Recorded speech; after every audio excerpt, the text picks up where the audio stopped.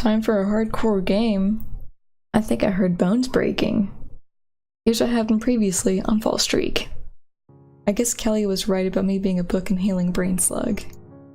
Upon completing our preparations, we line up to face the red team's camp. Seeing that both sides are ready for action, Mr. Nero lifts his hand to announce the commencement of the game. One last thing before we begin. There's a trump card hidden somewhere on the battlefield. Before his hand descends though, a devilish smile plays over Mr. Nero's face as he inserts a sudden appendum to the game.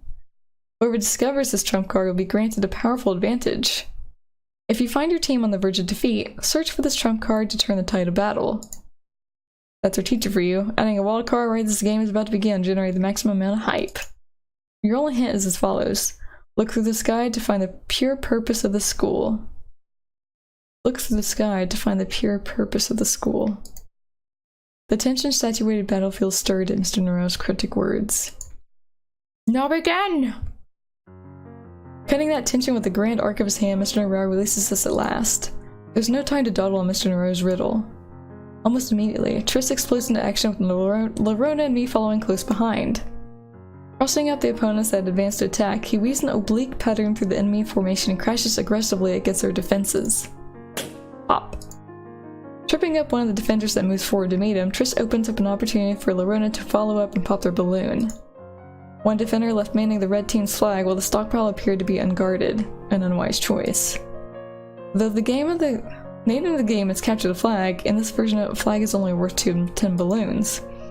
Given enough time and personnel, you can pop all of a team's balloons if you attack their stockpile, making a far much more valuable objective. Charge the stockpile! I ordered an audacious charge to take advantage of our lightning-fast breach of the enemy's defenses. Diving deep into the heart of the enemy camp, we eliminate the final defender by drawing him into a pincer as he hastily rushes to intercept us from his post on the flag. Pop as many of the stockpile balloons as you can. Just as Triss reaches for an enemy balloon though, something strange happens. A rod extends from the cluster of red balloons, lightly tapping Triss on the side. Like a sprung trap, a hand erupts from within, scattering the balloons in its wake. Catching and redirecting this momentum with a practiced ease, it drives Triss straight into the ground. It was Rowena. But just as she lashes out to finish him... Kya! Lerona manages to heave him out of the way before collapsing to the ground herself. Crap, I predicted Rowena would be a base defense. Why hadn't I considered the possibility of an ambush? Our offensive's momentum had stalled completely in the face of our veritable opponent. You shall not pass. With a declaration conveying absolute conviction, Rowena pounds her cane into the ground. A light touch with that thing was all she needed to confirm your position and take you down. That Triss had survived was a miracle. No matter how I looked at it, we were thoroughly outmatched.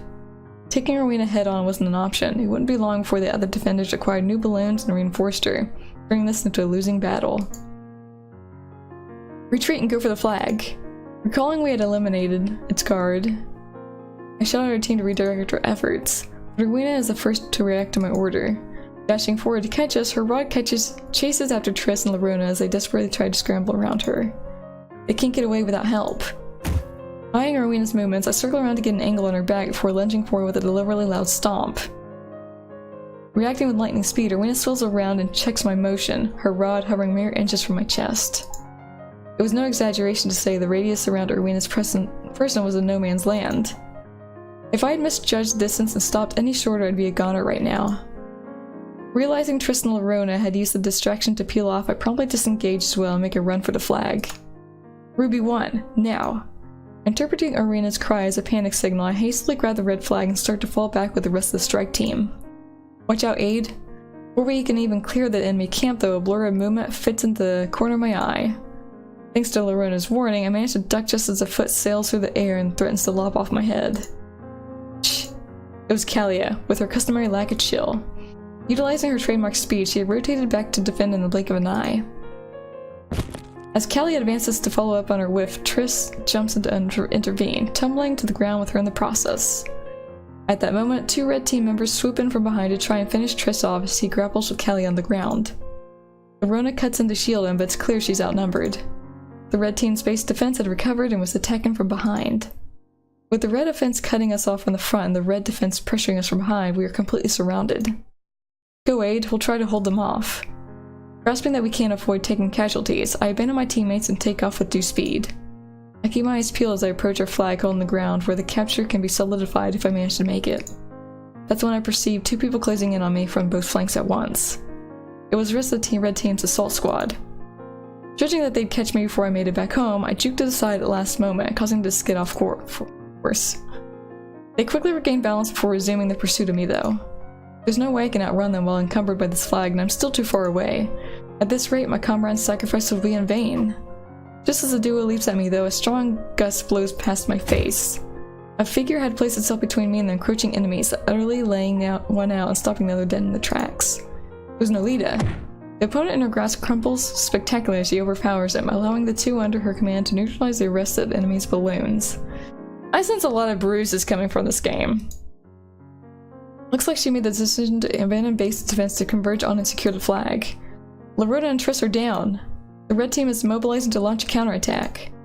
We'll hold them back. Hurry, Aid. Nodding quietly, Nolita's back. I waste no time and leave my companies behind. Companions. Placing my trust in them as they stand their ground. Upon arriving at our flag-holding area, plant the enemy flag into the ground and shout out, "Red flag capture complete!" The blue team has successfully captured the red team's flag. As stipulated by the rules, I will now proceed to pop 10 of the balloons in the red team's stockpile. As I turn back to confirm the situation, I feel my jaw dropping in disbelief at what I see. Kelly was hurtling down the battlefield at breakneck speed, which wasn't unusual in itself. It was the fact that a certain someone was tailing behind her that defied all expectation. Ruby 1 commencing delivery of the package. Aqua at 2 o'clock. Get him, Rowena. Landing her feet, Kelly used her body as a fulcrum to pivot and swing her package out ahead of her. With one hand gripping... It sounds like bones are being broken.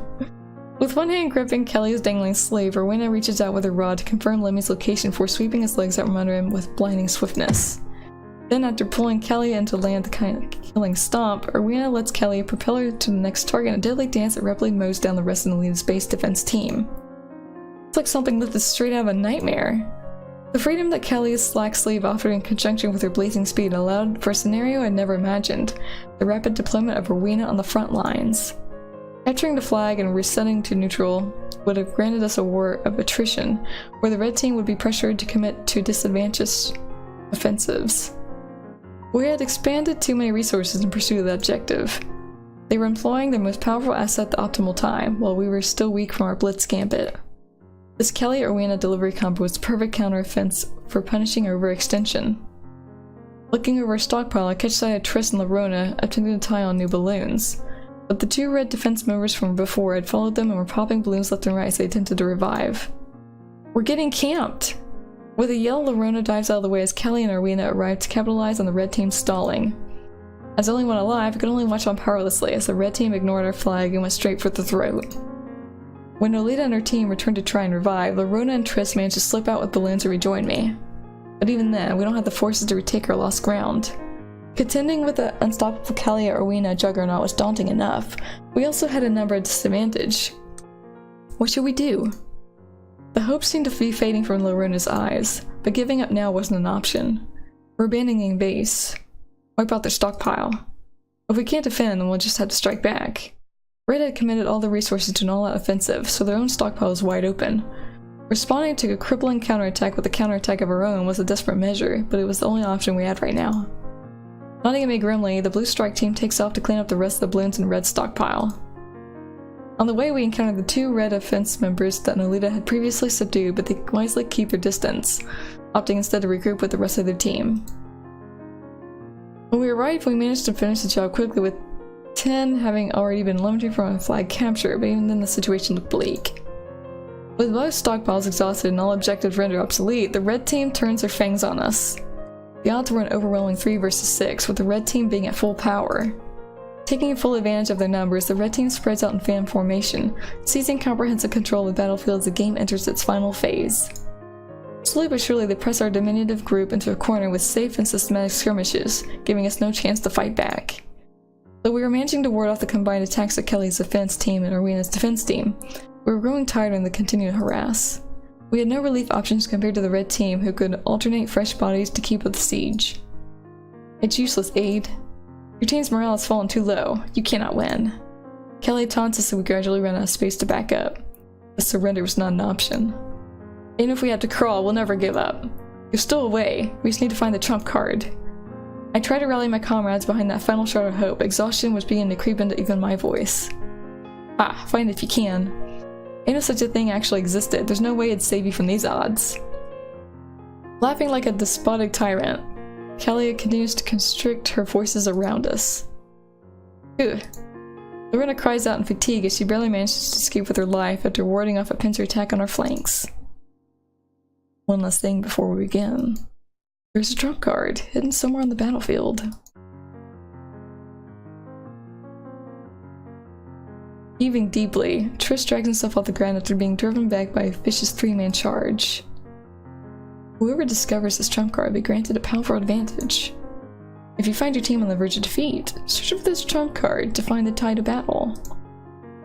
Isn't there anything we can do? Your only hint is as follows. Look at this guide to find the pure purpose of the school. Time seems to slow to a crawl as I close my eyes, letting the tension leak from my body with a slow exhalation. An unending cycle of being broken down over and over again no matter how many times I tried to stand back up. Giving up before this hopeless situation would be the natural thing to do. There's no way out of this. No one would blame me for succumbing to these powerful thoughts. But even then, there's a way. I choose to struggle. A heat begins to build up behind my shut eyelids as I voice my belief with unwavering conviction. Amidst the darkness stretching out before me, a single golden light was shining. Reaching out, I seize that golden radiance in hand and force my eyes open. I see it! The moment vision returns to me, I perceive the blue team stockpile at the far left of the battlefield and the blue flag at the far right. The path forward was clear. To me, blue team! I figured out what the trump card is. Bellowing in the firmest voice I can muster, I motion to our left in the direction of the blue team's stockpile. Break through to that location at all costs. Hope flickers in the eyes of my comrades as they're shown a light beyond the edge of despair they've been teetering on for so long. For the motherland, summoning every last ounce of strength in their loved bodies. The last remaining blue team members charge forward with desperate ferocity. What? Stop them! Don't let them get there no matter what! Surprised by our sudden fierce resistance, Kelly orders the red team to pull back and tighten the formation to prevent us from slipping through. Oof. Barreling through the outstretched arms of multiple red interceptors, Triss penetrates deep into enemy territory before finally being snuffed out.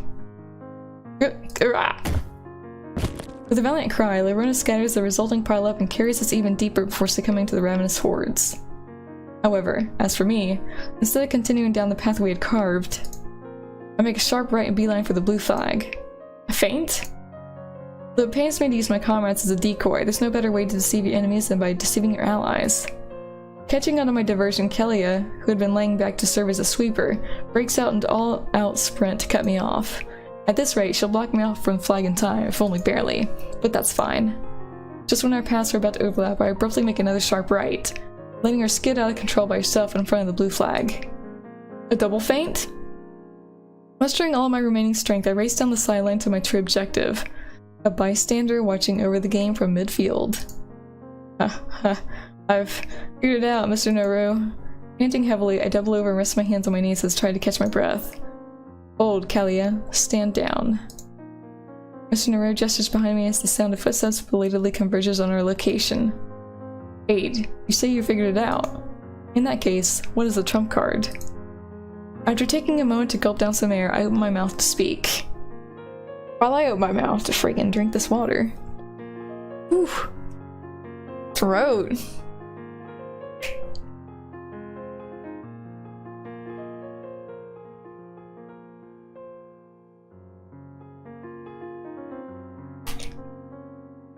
What's the trump card? Whew. Like lemon flavored water, so whew.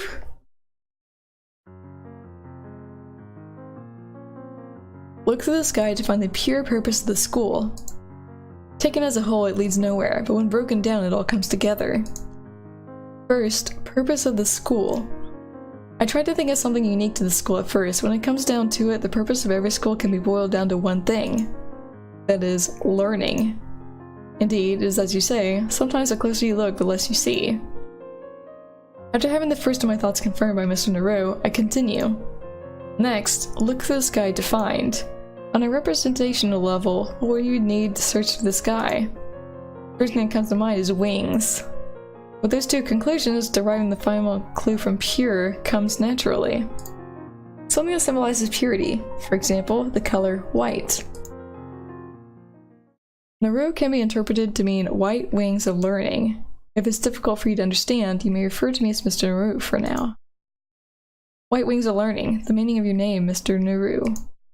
The trump card is you. Would not to change an expression, Mr. Naru closes his eyes at my answer. I must say, the stunt you pulled to concentrate and displace the red team's formation was impressive. But instead of confirming my answer, he slowly circles around behind me and begins untying my balloon. Could it be I was mistaken? With a crestfallen murmur, I drop my gaze to the ground. Rather than answer me, though, Mr. Naru poses a question of his own.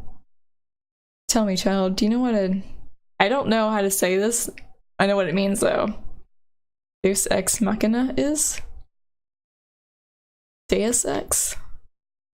Puzzled, I try to recall when I had read it in Mother's collection. God from the machine. It refers to a plot device in which an inextricable situation is solved by a sudden intervention.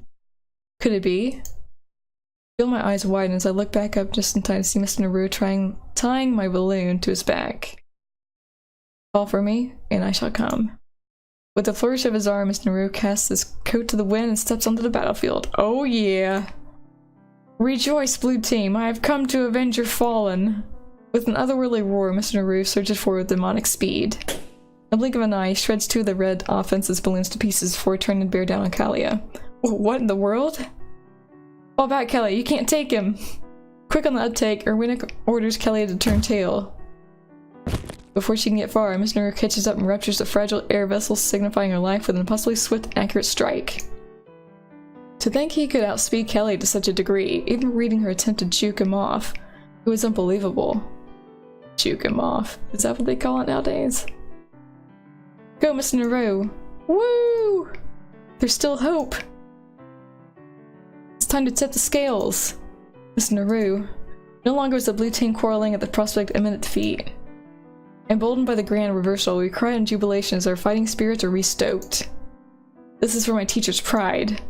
Letting loose a blood-curdling howl, Miss Naru sweeps through the bewildered red team as they scramble to stay alive. By introducing a single new element, we had completely turned the tables and regained the initiative. Was this the fury of a teacher that had been forced to endure helium-induced humiliation in front of his own class? An irrevocable death spiral, utter decimation. Before long, only one red teamer remained standing. Father, you are acting childish. Arwena's stoic figure stood as the last obstacle before Miss Naru's ceaseless advance. Come and strike down this childish father of yours, then. If it's you, there's no need to hold back. Coldly informing him she will not back down, Arwena manipulates a mechanism on her iconic rod and smashes it against the ground. Sliding sound, the rod abruptly extends to a length extending her full height. Dauntless and unmovable, Arwena brandishes the uninhibited tool before her, adopting the home stance of a seasoned lancer. Well, what's going on? You can do that? Everything rested on this duel between Arwena and Mr. Naru. Dripping suspense, bleeding tension. As the two hardened combatants squared off against each other in a climatic gust blew through the battlefield, rustling the chilled air. The moment the frozen air is disturbed, Miss Naru lunges forward, precipitating the beginning of the end. Ah! Arwena was quick to react, bringing her rod to bear with breathtaking speed. The flurry of strikes, she walls off Miss Naru's advance, forcing him to step back and block with his shins and forearms. Pushing Miss Naru off balance, Arwena lifts her rod high into the air and brings it down with deafening force. Wow, if that landed on him, your dad'd be dead. Like, come on. He managed to spin away at the last moment, barely escaping the devastating attack. The ground. Where Arwena's swift strike had struck the ground, there was a massive gash in the earth, as if it had been plowed by a cannonball. The class could only gape in disbelief. Nope, nope, nope. Content to sit safe on the sidelines, I shake my head gravely at the ongoing clash. Considering she had just ripped Mother Earth a new anus. What? The amount of control it would have taken to lightly nudge someone like she'd been doing until now was inconceivable. Mr. Naru's blocking it, barehanded. Go, Arwena, you can do it. Believe, we believe in you. No, get out of here. It's seriously on another level. Moving like coiled lightning, Miss Rose slips through a gap in Arena's zoning, closing the distance with a vicious roundhouse at the temple. But with a reed bordering on prescience? Prescience? I don't know. Prescience, maybe? Arena steps precisely one half step to the side, striking the blow off course with a brisk adjustment over Rod's back end. A flurry of punches, a squall of kicks. Mr. Nora follows up with a ground-shattering advance. Mr. Nora's attack was unstoppable though, Erwin's poise was unbreakable. She slowly retreats as she deflects and evades Mr. Rose's attacks with measured movements, maintaining a fixed distance the entire time. Then, sensing an opening, Erwin abruptly resists her rod, lunging under an off-center strike and plunging her hand into Mr. Rose's gut with a counterattack that sends him skidding. She's one hell of a brawler, too. Rather than using her superior range as a crutch, she was using it to limit Mr. Nero's options, setting the terms to close-quarter combat in a way that favored her. Those of us standing on the sidelines could only look on in stunned silence at what was unfolding before us. Our humble game of capture the flag escalated into something far beyond the scope of our imagination. What we were witnessing could only be described as an epic fight to the death. Like, literally. Seems like you're quite motivated today. We did not flinch or clutch at wherever he sustained damage. Beads of sweat could be seen tracing down Miss Naru's face. You have violated the integrity of the children's game by choosing to partake. I will not allow such an infringement to pass. I know you're a prime collaborator in yesterday's prank. You're not that heavy with sleep unless certain incriminating conditions are met. Do not think you'll be awarded any claim for righteousness. You shall know the same indignity you brought upon me. Final clash. A dictate of certain defeat. Did his calloused hands grasp the fruit of victory from the jaws of defeat? Hopeful prayers ran through the minds of the blue team as they gazed upon the form of the one who had shown them light in a sea of darkness. It seems you wish to suffer the same humiliation of yesterday once more, Father. Allow me to grant that wish. The promise of certain victory, a decree of absolute penitence. Could her unseeing eyes capture a vision of salvation amidst the despair's sudden upheaval? Yearning pleas ran through the minds of the red team as they gazed upon the form of their last standing bastion. Light footsteps, regulated breaths. Breathes? Regulated breathes? That's breathes, not breaths. Adopting a vastly different approach from before, Miss Nero stealthily circles around Rowena. Futile. In response, Rowena proactively seizes the attack with a broad, crouching sweep. Forced to evade a risk being struck, Miss Monroe pulls away with a distinctly loud hop that restores the sensory information being deprived from Rowena. With his position now ascertained, Rowena pivots with the residual momentum, following up the strike at Miss Monroe's unanchored knee. But with impossible deftness, he twists away, causing the attack to whiff by a small margin. Sa-suya! Battle cries full of spirit that rang out to the beat of his footsteps like a war song. In what seemed to be a last resort of producing disruptive sounds to throw Rowena off, Miss Monroe weaves an oblique pattern around Rowena to strike at her flank. But Rowena parries and counters the attack with relative ease. Rather than to misdirect her, it was only giving her more to operate with. Trying to get through this quickly! It's an intense battle going on over here! Sa-suya! Even then though, Miss Monroe does not cease his cries. Miss Monroe should be aware of Rowena's aptitude at processing sensory information more than anyone else. So why was he employing the strategy? Over and over again, Miss Monroe continues to enact the same cycle despite its proven effectiveness. Then suddenly, Sa-ya! Miss Monroe abruptly changes cadence, catching Rowena in a moment of vulnerability. Realizing he had slipped into her defenses, Rowena tries to bring her rod to bear, but Miss Monroe pinions it mid-stride and whirls powerfully, sending its slender form flying high into the sky. He had conditioned Rowena into unconsciously following the rhythm he established, switching it up at the last moment for the punish. It's over. Committing his entire being, Miss Monroe launches deep into what had been Rowena's strictly controlled space.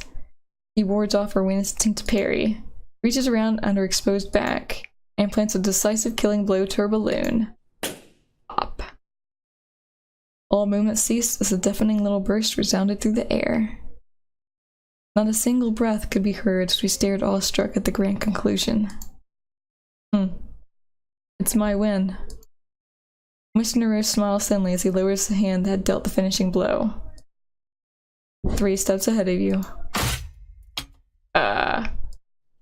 Swing, pop. With the shrill sound of air being pierced, something descends from the sky and impales the ground behind Mr. Nero, rupturing his balloon in the process. It was Rowena's rod. When I knocked it away? Allow me to quote you, Father. After your balloon is popped, you cannot rejoin the game until you return to your team base and acquire another balloon from your team's allotted stockpile. Since I launched my rod into the air before my balloon was popped, it counts as a valid kill since I was still in the game when the action was completed. No way. Simultaneous checkmate. Is that even possible? No way! Come on! Huh. Even that feeble parry was just to move me into the proper position, wasn't it? Calculated. This means we both lose, Father. Do you remember the rules you recounted to us? First off, a team will be counted as losing if all the balloons worn and stored on its sides are popped. A losing team must accept the punishment of inhaling helium until their voices become squeaky. But both teams lost!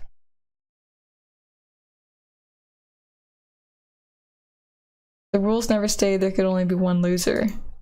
Therefore, Rowena extends her hand to point slightly opposite at her father. Accept your punishment of the rest of us. We could do nothing but gawp in astonishment at the end result that Rowena had brought about. That means both teams lose. That also means both teams win in a way, doesn't it? Wait, so everyone has to do the punishment? No way, no way! Foolishness. I'd gladly relive yesterday if it grants me the gratification of watching you do the same.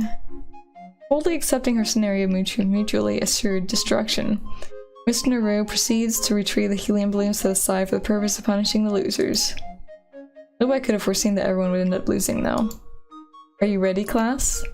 This is now a showdown of coming up with the juiciest things to make the other side say. Or shall we make them sing? Roga's suggestions and Raka's chatter was had.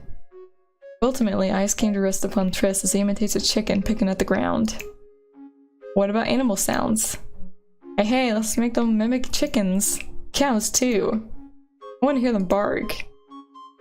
Look, Nolita, you can do your favorite, constipated cat noises. He's like, excuse me? Remember to put your heart into it, Nolita. Fully. Now then. Mr. Nero turns back to Rowena after completing his distribution of the helium balloons. Prepare to recount the most shameful things conceivable, child. You'll be groveling on the ground when I'm done with you, Father. Such familiar love. Even after their duels end, their competitive spirits were still burning as bright as ever.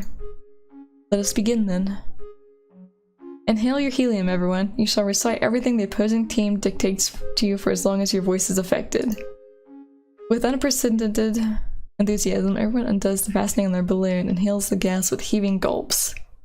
And just like that, our festival of nonsensical noises began. Wah! Wah! Meow! Can't hear you! Aha! Look how funny they sound! Louder! Do it louder! Everyone's cracking up as much as their own voice as they were ridiculous things were forcing the other team to vocalize. Ruff ruff! Throw me a ball! Moo! I'm a cow! In a twist of irony, the two teams start competing to see who can make the louder and more outlandish noises. Rawr! What abomination is that supposed to be? Can't you tell? It's a dragon. Sounds more like a chihuahua in its death throes.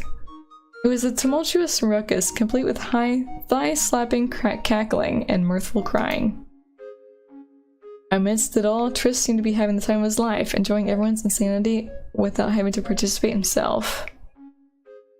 Thank you for taking the time to watch this video, and if you enjoyed it, leave a like and hit the sub for more walkthroughs, playthroughs, and let's plays on the gaming experience.